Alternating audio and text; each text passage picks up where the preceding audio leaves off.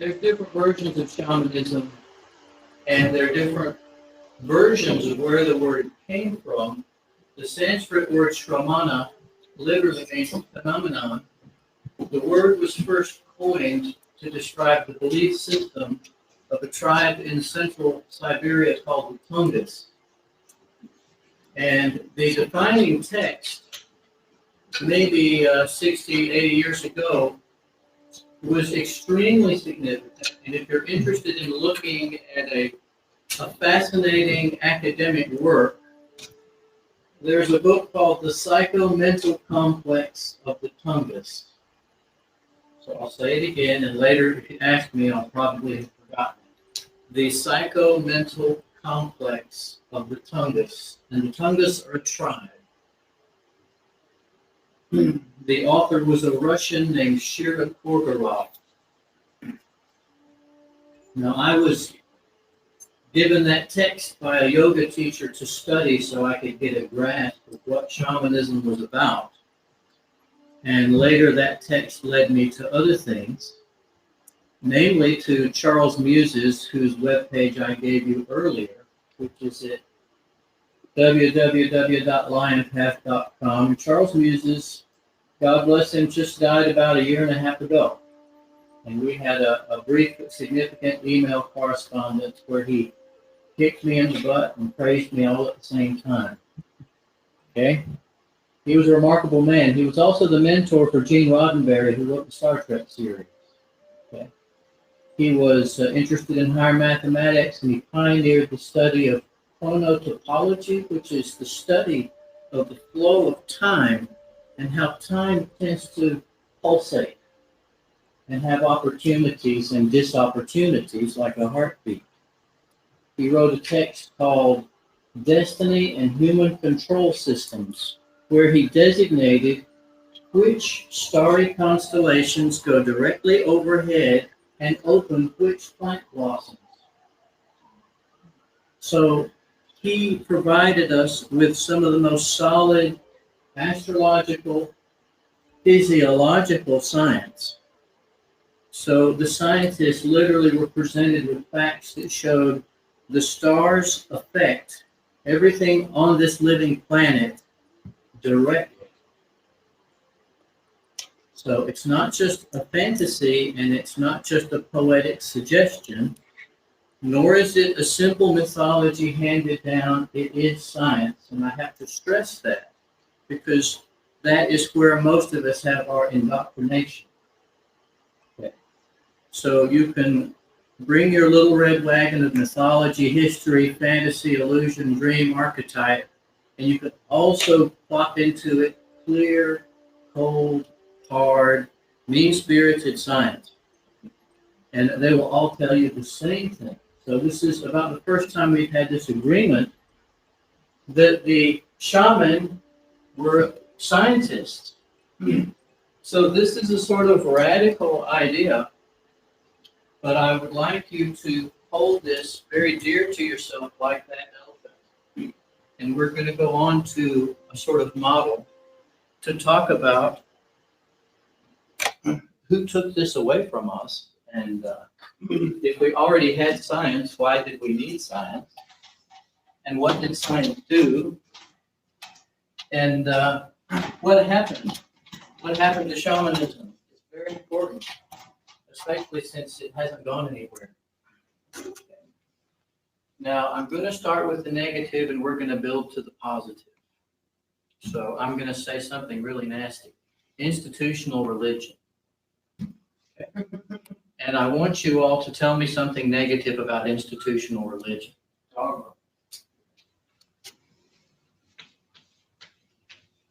Sexist.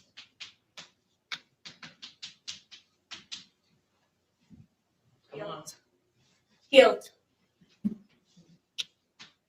Greed. Sentimentalism. I can tell you guys are my kind of people. Okay. Sentimentalism.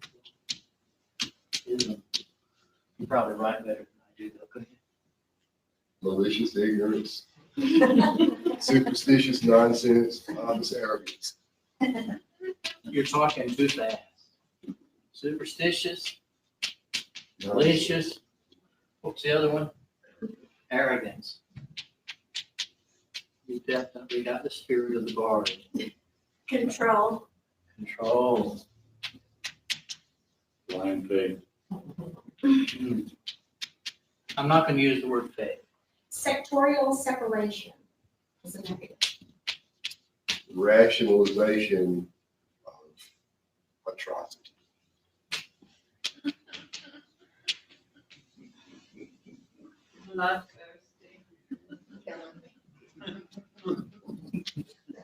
This is truly a house of theology. Bloodthirsty. I know I'm preaching to the choir, but it's still kind of fun. Patriarchs. Patriarch.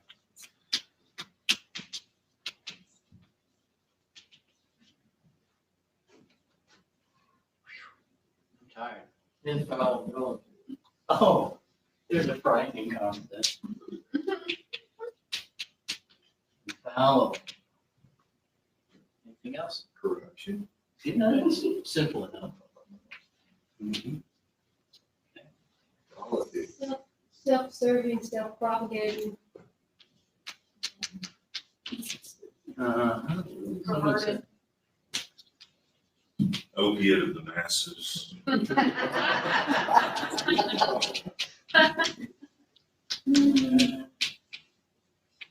Yeah. Just be sure you don't speak too close to the ketchup bottle at dinner. Okay? Security. False security. False, oh, Hypocrisy. false security. Yeah, okay. I think that's enough. It's a pretty hefty screen. Now, since I'm following a sort of Platonic tradition here, I want you to take these words, and these are a screen, obviously. But these things are not presented in institutional religion in that form, are they? So the question is, how do you take all of these negative traits and present them so that people accept them? Lie. You do, but it's got to look pretty. So what did they use? What is used by religion so that it's acceptable and easily digested? Subterfuge. Faith. Promise of results. Promise of reward. Other languages. Ooh, that's something pretty devious. Yes. I would not just say other languages, but I would certainly say manipulated languages. And someone said something else. Repeat, please. Subterfuge. Subterfuge, that I would take that in here, but the abuse of language is very significant. And I would add something else, the abuse of symbols. Am I making sense to all of you? Yes? Yeah. Abuse of language, abuse of symbols. Now, basically, that's as far as we need to go, because what I want you to see is that the language and the symbols that are used by any institution are designed to present you with a fulfillment of your need. Am I making sense? Yeah? All right. So language is fine, symbols are fine, but when they are made to cover up all this other material, what you find is you sort of have a Madison Avenue philosophy of, if we can make it slick and glossy enough, people will want it and they'll accept it, and eventually they'll think they need it, and by God, they'll even pay for it. Am I making sense to everybody? So I want you to see the screen presented by institutional religion, through which they present to you ideas, is an extremely cunning. It's extremely cunning and intelligent, and it's developed over time. It's matured. So it's pretty dangerous.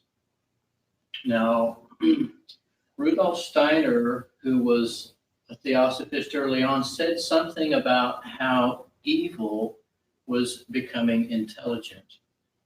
And he called it the mission of evil. In other words, what is evil's job? What do you think it is? Destruction? Tell me more. Ignorance? Control. Control? Temptation. Temptation? Development universe. Injury. A what kind of universe? Alternate. Alternate, or would you say false? Sure. Okay. Wow. Power. Power is an important part of the equation of life, so we've got to take note of that. Keep that in mind, because I want to come back to power. I don't wave at me and do some jumping jacks. Power. Okay, so religion has taken all of these things. Evil has become intelligent. And you see this amazing cunning where you're presented with a very beautiful portrait of something that you have as a fulfilled need. You're watching television. Is television real? No. That was an awful long delay. There's a couple on the beach. Now, what does it remind you of? Think of it. A tropical paradise and a man and a woman. Yeah? Fulfillment. Now, is there anything wrong with a tropical paradise? Is there anything wrong with a fulfilled man and a woman? And is there anything wrong with this whole idea of an idyllic existence? So that picture is shown to you, and you hear a quiet voice say, "The purple pill."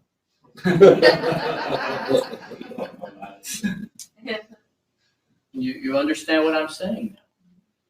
The image they give you is correct. It's beautiful and it's good. What they attach to the image is not something that will work to your benefit because it's bringing this in. Just say yes if you understand that. Okay. First step over. So I know it's all rotten and horrible, but there's a reason that people buy that purple pill.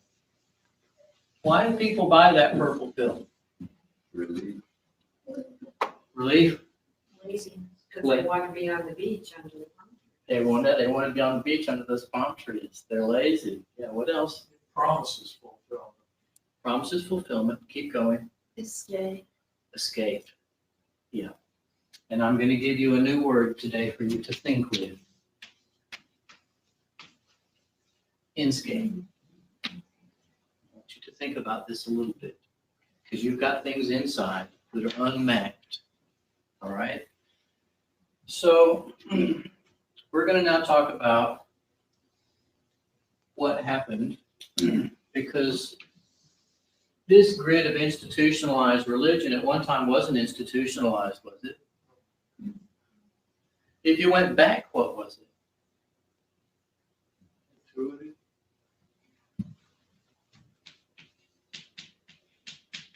Keep talking to me. Community. Personal relationship. Yes? Keep going. This. Good word.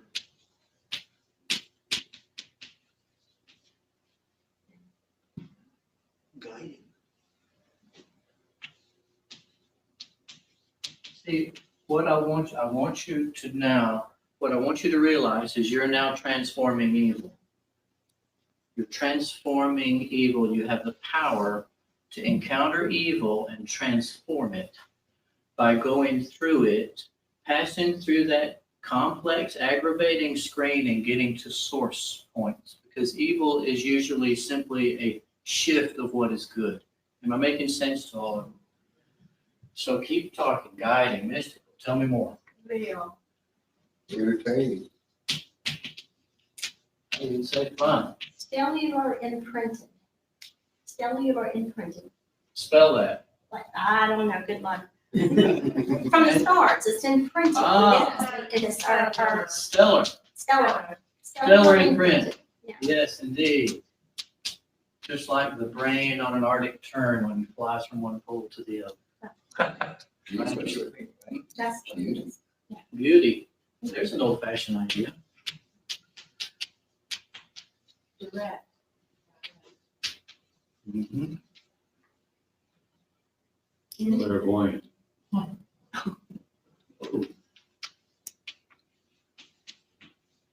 Boy. natural. Yeah. Influx. Not institutional. Yeah. Yeah, okay. I'll give you a concept that the church fathers talked about before the church became really institutionalized. They called it the priesthood of the believer. And that meant everybody had the capacity to be a priest. Okay. Of course, what did that do with the role of the priest? Now, the reason this has 9 squares is because the magic square of 9 was one of the oldest grids. You know it as a tic-tac-toe board. It's one of the oldest grids used by shaman around the world.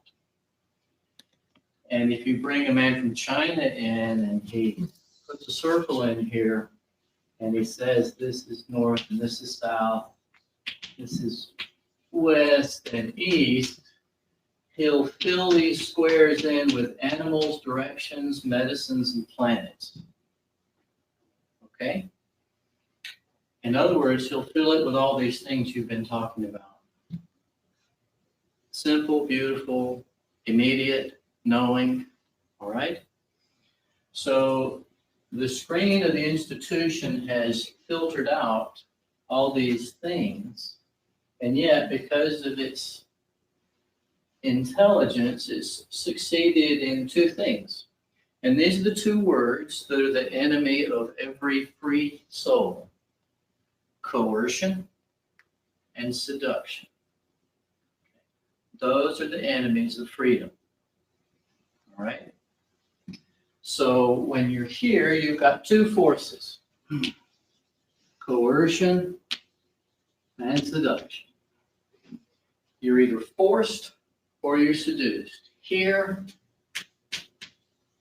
absolute freedom exists within this sort of simple gradient. Does that make sense to everybody? I need you to grunt louder. Yes. Okay. I can really draw on the board an awful lot quick. Okay.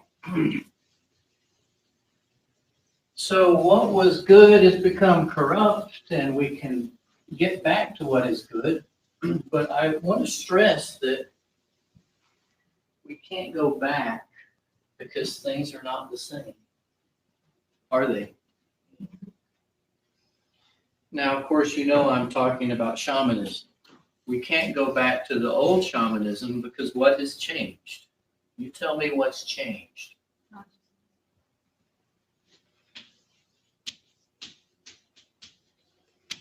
Okay. All right, now I'm going to lecture so you can just fall asleep. Okay. It's not really, that's a joke. Consciousness. Consciousness has changed. This is the time of the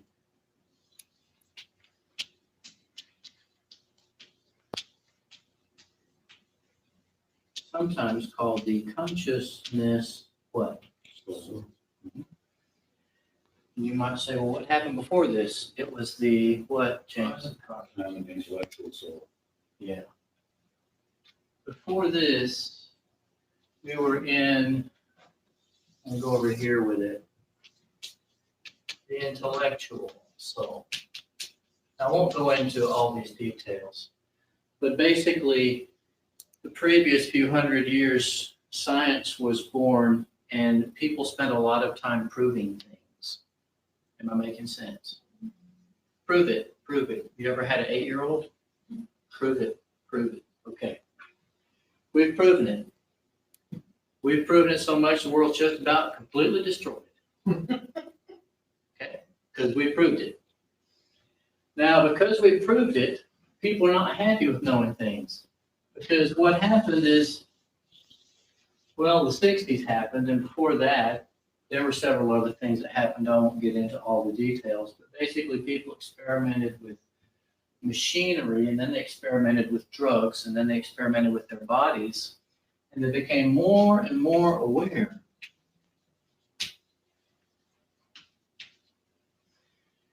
And this means that they realized that there were things that were a lot bigger than what they could just understand. If what I said makes sense, raise your hand. Okay. So there's a limit. There's a limit to this. So now we're here. Okay. We're at this point of consciousness. Okay. So what that means is someone like Charles Muses went back and he found a formula by some of the Egyptian priest shamans. And I put them together because a shaman is someone who's actually doing it, not just a bureaucrat. Okay. But he went back as a scientist and he followed the clues of the old shamans and he put it together. He put the devotion and the intuitive awareness and the formulas of the shaman with science to come up with a model that fulfilled the requirements of both shamanism and what? Yes, Science. science.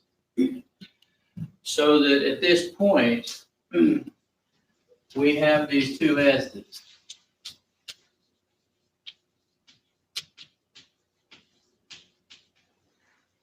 Now, you still cannot go to Georgetown Medical School and tell them this, okay? But I know doctors in Georgetown Medical School who actually pray before they do an experiment. So you need to know that it's sort of leaking under the doors and through the windows now. Okay, they'll say that's not science and they won't talk about it in the building, but they will admit that it's happening. So this is kind of what is happening. Now, there was a writer named Owen Barfield, and I went to see Owen before he died. He was about 100 years old. He was a friend of C.S. Lewis and a man that you'll be familiar with named J.R.R. Tolkien. Have you ever heard of him? Well, Barfield was a friend of theirs, and I went to see him because he was an expert on poetry. And what he said about poetry was it demonstrated the change of consciousness through history. And I'll give you a simple example.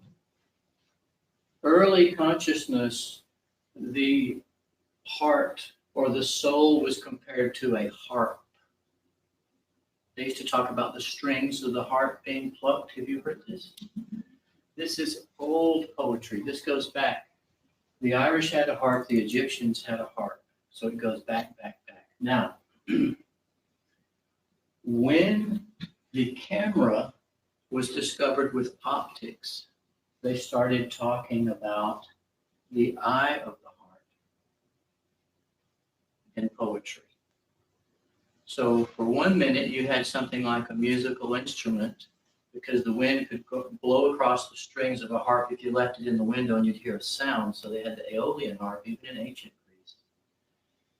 And then when someone came up with this new device called a camera obscura, which let light in through a hole and produced an image on a wall, then the poets started talking about the what of the heart? Eye of the heart. So in the poetry of different cultures through time, you'll read the heart described according to the level of consciousness. So for some it was a heart, for some it was an eye. And before these, it was often described in the way you would describe an animal. Heart like an eagle, heart like a stag, heart like a snake, heart like a what? Mm-hmm. Give me some examples.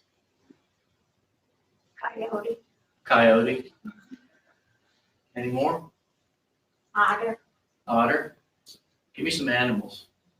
lamb, Say lamb, clam. Yeah. Anything else? bear, Bear. Eagle. Eagle. Falcon. Falcon. Moose, Moose, lamb, Monkey. monkey. My mother used to call me a. All right. Now, the reason I'm bringing this up is I want you to see that the poets, every old culture had poets, and they carried with them the consciousness. And to this day, if you read modern poets, you'll see glimpses of things that will happen in the future. So if you want to know where we're going in here, you read the modern poets. If you want to know what we've been through, who do you read? The old poets. Okay.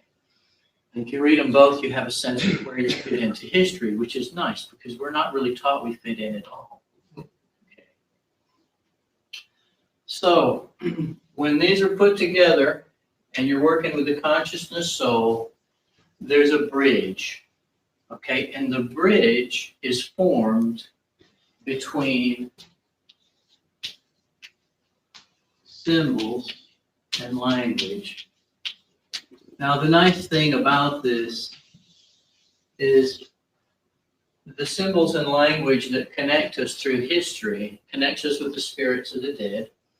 You know, the Roman Catholics have something called the communion of souls. You heard of this? Yeah, communion of saints. This is because there's something in common. So that there are certain things that have not changed through history. They're still the same. This is extremely important for us. Because if I say a wolf, or if I say a coyote or an eagle or a dolphin, I don't think there's disagreement about what it is. True or false?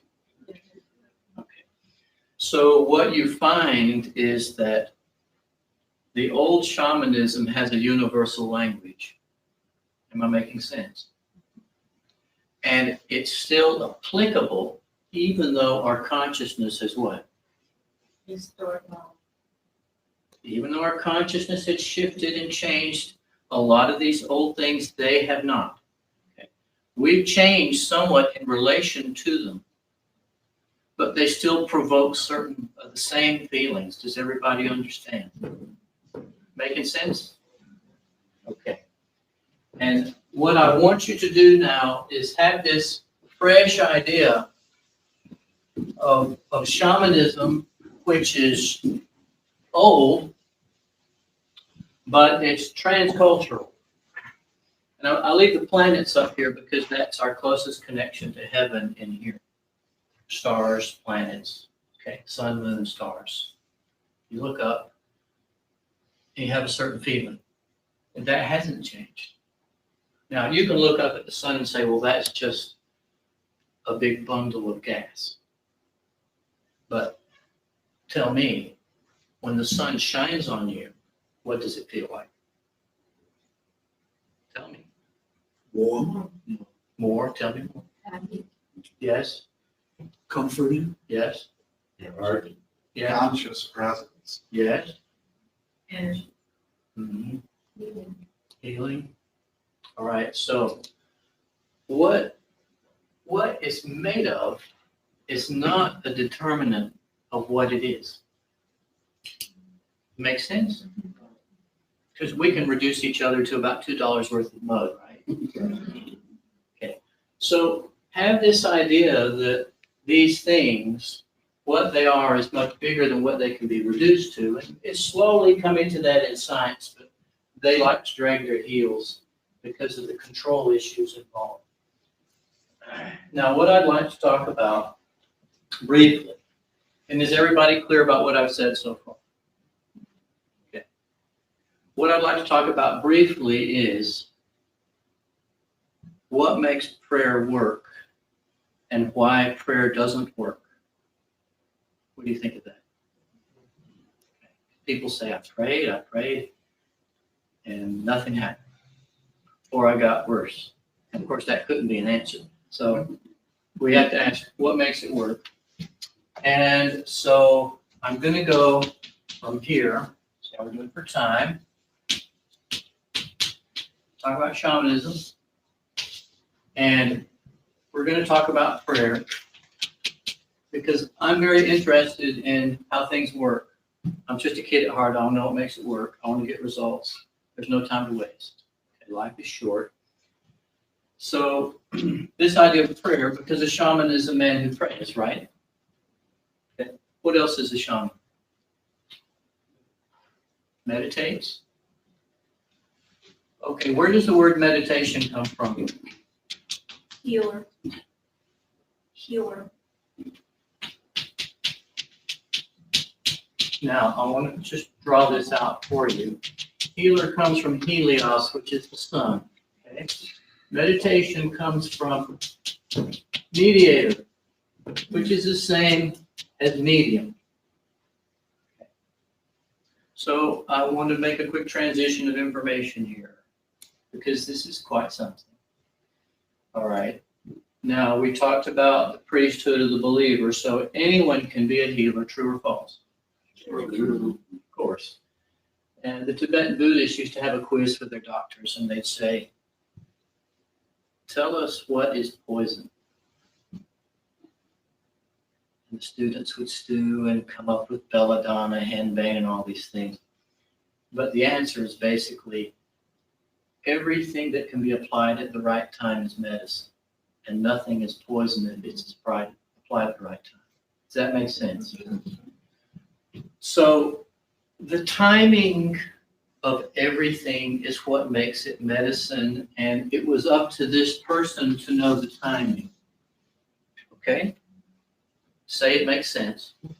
And the old way of keeping time was looking at what? Yeah. So I want you to see how significant this is, and also how scientific it is, and why so much time was spent studying the sun and building Stonehenge and looking at the movement of planets and things. Because it was up to the person to have this sense of timing. Okay. So this is really significant. And this will save us a lot of misunderstanding about why prayer works or doesn't work. Now, I want to go back to the prayer thing. We're all pretty clear that the shaman could be anybody and anybody could be a healer. Yes or no? Yes. Okay. And I just picked that word because it's generally applied from research done in Central Asia, but it can be applied to anyone in any country. Yes? Okay. Now, we're just going to go to Hawaii because I had access to some Huna teaching, and they have a nice model of how consciousness works. Because this is probably one of the most brilliant expositions on why a shaman would do a ritual. Has anyone ever done a ritual? Yeah? Okay. All right, well, I'll tell you, you've all done a ritual. Okay, but you may not know you did a ritual, but if you get up and brush your teeth, you're doing a ritual. So we're talking about a ritual or a rite. Now, I would like someone to not describe how they would pray, because that would be the dangerous thing. But how would you say the average person prays? Petition. It's a petition.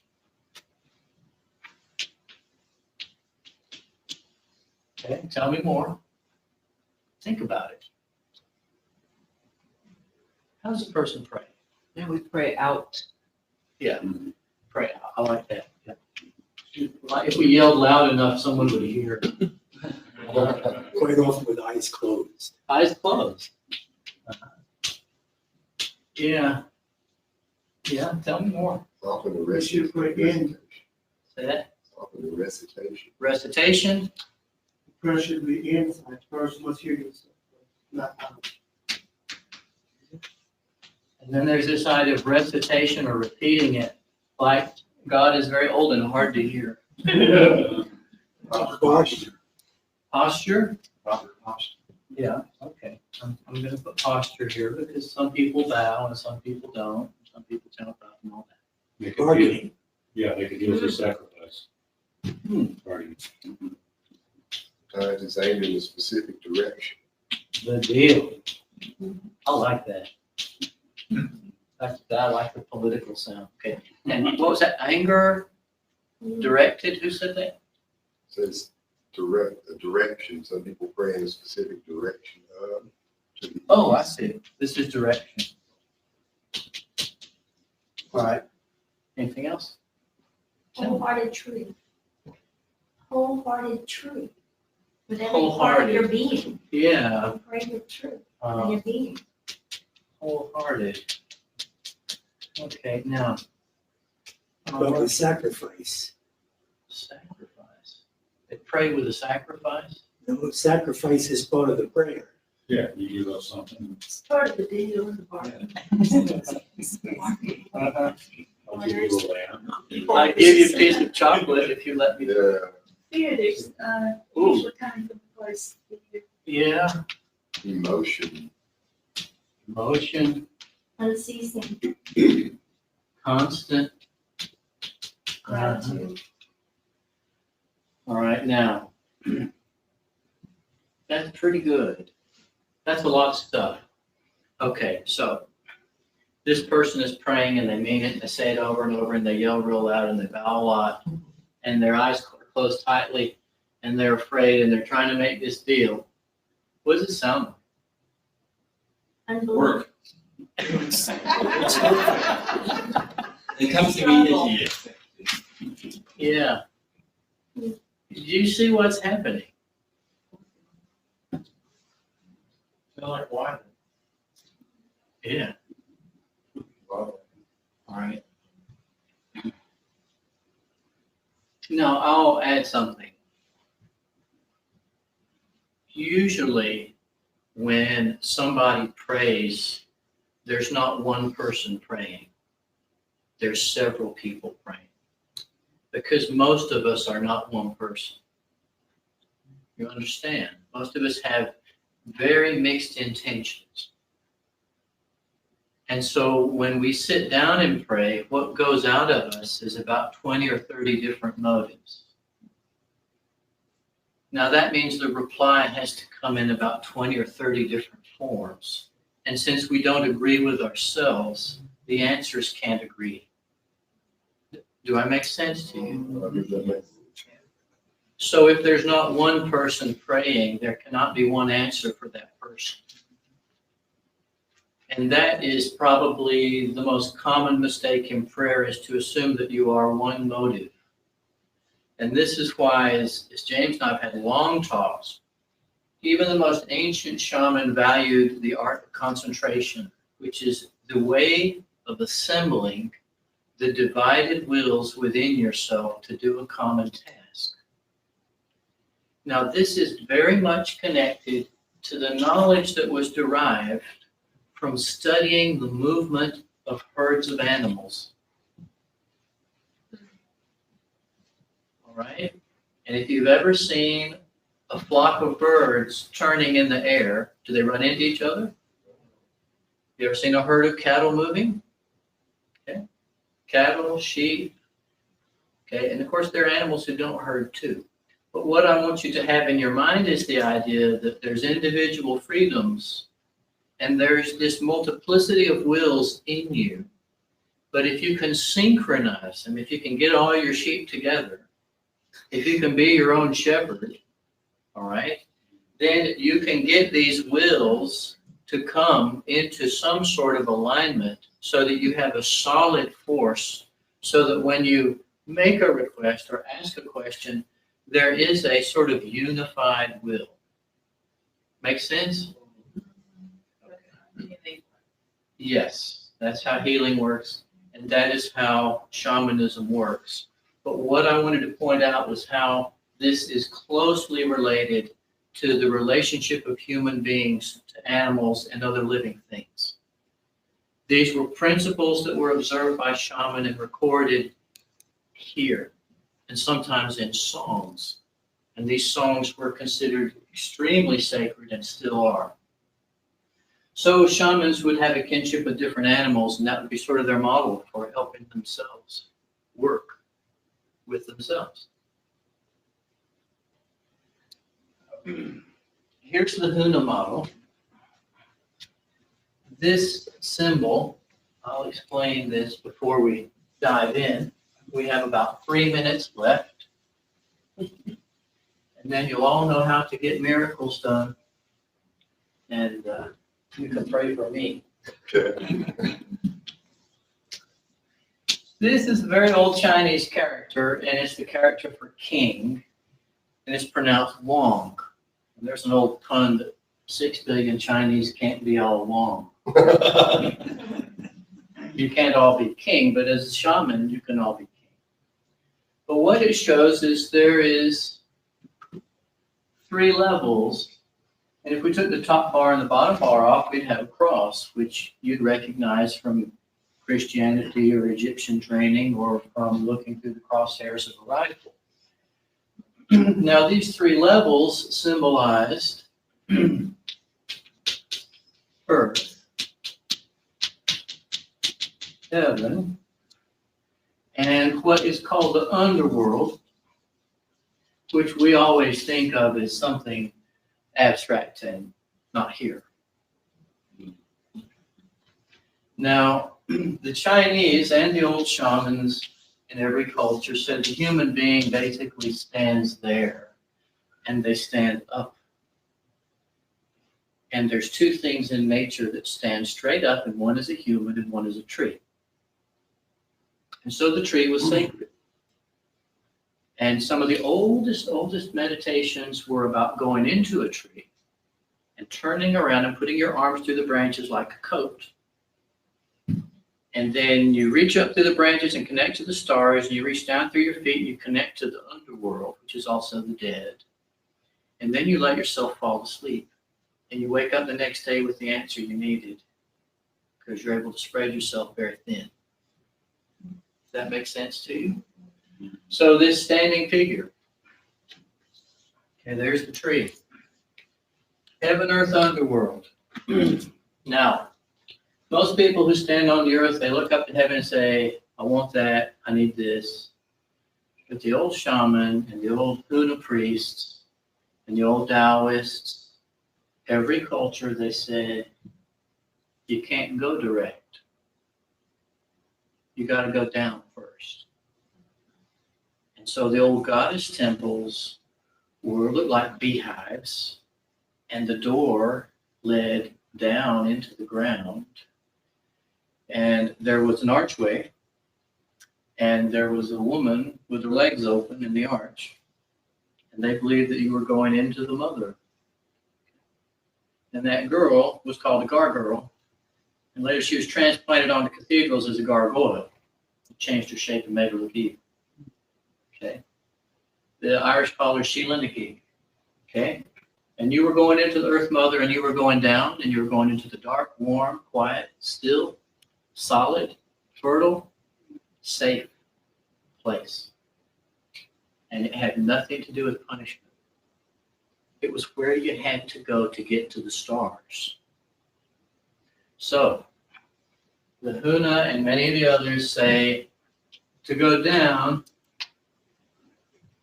you do a ritual, because when you do a ritual, there is something deep down inside you that has to see what you're talking about. Now, you want something. What do you want? Well, I want food. Okay? So I'm going to put out a ritual table. Here's the ritual table. Now, it's very important that the things deep down inside of you can come up in your body and look at what's on this table. We call it a subconscious. But what people don't realize is it's a superconscious. Okay. So, what do you want? Let's put it on the table. Call a few things out and finish up. You want to have good food? Yes or no? Yes. I'll put a loaf of bread on the table. Does that sound familiar? Okay. Do you want good wine? Okay, if you're Baptist, that's okay. All right. What else do you want? Fish. Okay, put it down there. Honey? You old Persian, you. Okay, honey it is. Tell me more. Good harvest. A good harvest, put some grain on the table. Eggs. Eggs. Eggs. Eggs go down. Okay. Let me ask you this. Do you want light? And you put a candle on the table. What else? Do you want to smell good? And you put incense on the table. Some money. Who wants some money? Put some money on the table. In fact, the more you can put on the table, the better. I like to put gold on the table. You want precious jewels, music, maybe a bell. He wants love. Orientation. He wants orientation, so we'll put a compass on the table. Now it's starting to turn into a medicine wheel. Okay.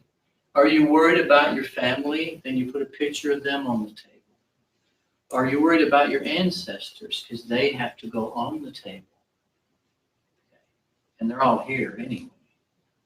But there's something in you that has to come up and look out onto the table and see these things. It needs to see these things. And it is your larger self, because what you see of me and what I see of you is just a tip of an iceberg of something much, much bigger. It's like that wardrobe in C.S. Lewis where you open the doors and it's a lot bigger on the inside. Okay, and we're all like that. So we have this ritual table. Anything else on it before we pray over it? Nice car. We want the nice car. Can we borrow that? So I want you to see For self-healing, but I put on the table. self-healing. Now, some things are conceptual, so what you do is you get out a piece of paper and you write them out very clearly and carefully, because a scribbled request is a scribbled answer. All right? So there, it's ready. Now, when you look at what is offered, all these different wills, that great herd of sheep inside you, they all get together and look out your eyes and your nose and your ears, and they look at this thing on the table. So for a moment, you're what? Unified. Yes. Focused. And if you give the one thing no one wants to give, if you sit there and give it time, then you'll really get focused.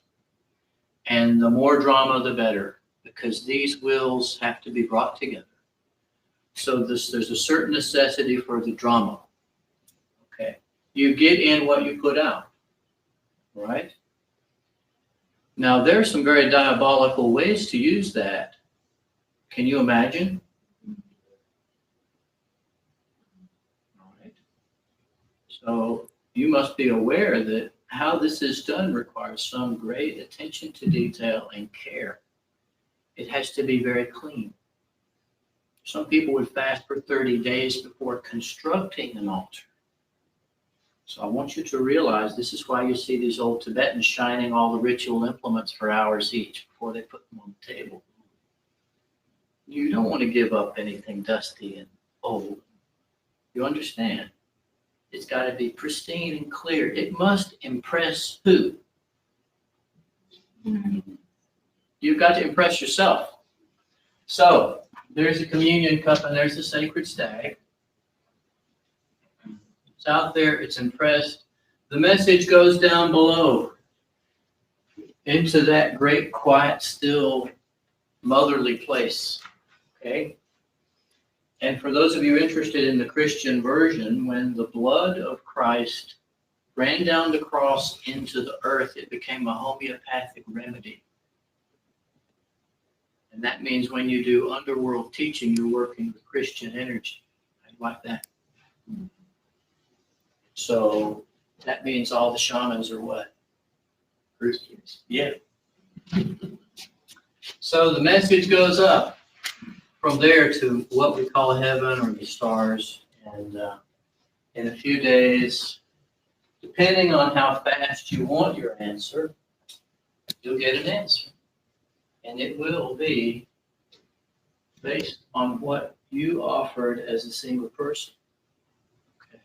And that is shamanism. And you can do it for other people. You can do it for yourself. Okay? One last thing. I mentioned the Huna, and I just wanted to say that when they do a ritual, they always invite all of the ancestors into the room and they forgive them. They don't ask for forgiveness because we're carrying things from the past, yes or no? So what do? You invite, tell me. You invite them all there. And you think about who you are and what you become and what you're carrying. And you turn to them and what do you do? And it doesn't take long, does it? It's very quick, isn't it? I'm not going to tell you.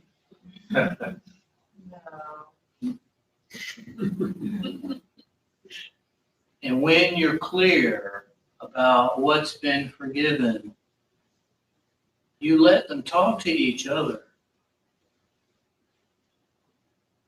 You have to wait because they've got a lot to say to each other. And you say, well, this is not very productive. I'm just sitting here and it's so quiet. All I can tell you is see what you feel inside yourself while you're waiting. Because there's an awful lot of things going on in the outside around you. So you invite them, you forgive them, and then what? Wait. Wait.